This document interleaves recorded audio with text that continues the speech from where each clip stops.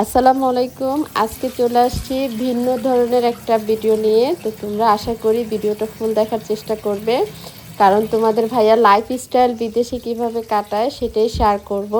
আর হ্যাঁ, তোমরা কিন্তু ধৈর্য ধরে দেখবে। যাদের আত্মীয় স্বজন বিদেশে থাকে তারাই কিন্তু এই ভিডিওটা তাদের জন্য, তাহলে বুঝতে পারবে যে বিদেশে যে কত কষ্ট করে। হ্যাঁ, তাহলে বুঝতে পারবে, আর না হলে কিন্তু বুঝতে পারবে না।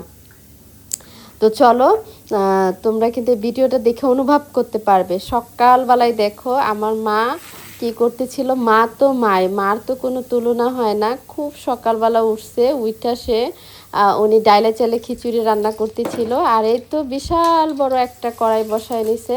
তো চলো, আজকে সকালটা কিন্তু আমরা খিচুড়ি দিয়েই শুরু করলাম আজকে ব্লগটা, কারণ খিচুড়ি দিয়েই আমরা সকালটা নাস্তা করে নেব। এই যে আমার মা কিন্তু খিচুড়ি বসাচ্ছেন, হলুদ মরিচ দিয়ে দিচ্ছেন। এই যে দেখেন, কিন্তু উনি ফাঁকি মরিচটা দেন না, কিন্তু এখানে কিন্তু সে কাঁচা মরিচটা ব্যবহার করে, যাতে একটু কালারটা মানে ভালো থাকে, সুন্দর লাগে। এই জন্য দেখেন, দাঁড়ান একটু খিচুড়িটা খায়া নেই, তারপরে আপনাদের ভাইয়া লাইফস্টাইল তুলে ধরবো। আপনাদের ভাইয়া কি করে সেটাই তুলে ধরবো। এই যে দেখেন, মা কিন্তু ডাইলা চালে খিচুড়ি বসায় দিছে, আর এসে যে মাছ ভাজা, আর কিছুই না।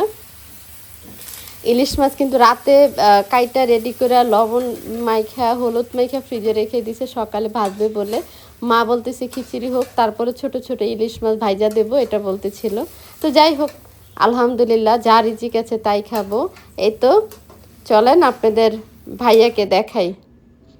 এই যে দেখেন আপনার ভাইয়ার রুম, দেখেন আলাদা করে থাকবে তাও কিন্তু থাকে না, সবাই একসাথে থাকে। দেখেন এখানে কর্মচারী যারা আছে তারাও কিন্তু থাকে, সবার সাথে মিলেমিশে থাকে। এই যে দেখেন রুম তাদেরও কিন্তু মানে আরেকটা সংসার বিদেশে। দেখেন এখানে হয়েছে তাদের ঘুমানোর রুম, এখানে আপনাদের ভাইয়া ঘুমায়, সবার সাথে মিলেমিশে থাকে। এখানে কিন্তু আরও লোক আছে। দেখেন এই যে আপনাদের ভাইয়ার ছোট্ট একটা ব্যাগ দিয়েছিলাম আমি যাওয়ার সময়, সেই ভিডিওটা অবশ্যই দেখেছেন, সেই ব্যাগটা ওখানে ঝুলায় রাখছে। আরও দেখাচ্ছি, দেখতে থাকেন। দেখেন এই রুমের ভিতরে কতজন মানুষ থাকে, এইটার নামে প্রবাস, আর এটার নামে মানে কষ্ট কাহাকে বলে। এই যে দেখেন, এই যে কাপড় চোপড় কোথায় রাখছে, এই যে দরজার সামনে, এটা আপনাদের ভাইয়ার কাপড় রাখছে। দেখেন এত মানুষ, এক রুমের ভিতরে 10-12 জন করে লোক থাকে। হ্যাঁ, তো আমি এই কথাটা বলবো, যাদের হাজবেন্ড দেশের বাইরে থাকে তাদেরকে একটু কেয়ার করবেন। আপনাদের কাছে হাম্বল রিকোয়েস্ট। এই যে দেখেন কি ছোট ছোট রুম, তার ভিতরে সবাই কিন্তু এই যে দেখেন, যেতে ঘুম যেতে আসে তার জন্য কিন্তু সবাই মানে একটা করে পর্দা দিয়ে রাখছে।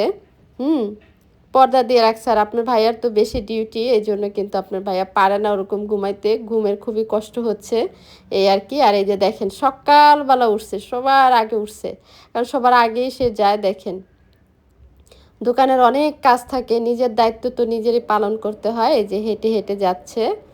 দেখেন সকালবেলার অবস্থা দেখেন, একটা কাউয়াও কিন্তু নাই। মানুষ থাকবে তো এক দূরের কথা।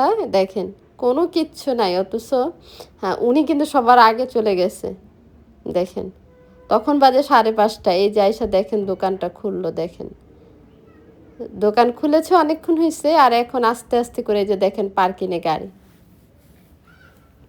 আমি এতটুকু বলবো, কারণ অনেক কষ্ট করে তারা, তাদের প্রতি কোনো অবিচার অন্যায় এগুলা কেউ যাতে না করে। আমি বলবো যে ফ্যামিলি রেখে, মা ভাই বোন রেখে, সবাইকে রেখে সেই দূর প্রবাসে পড়ে থাকে।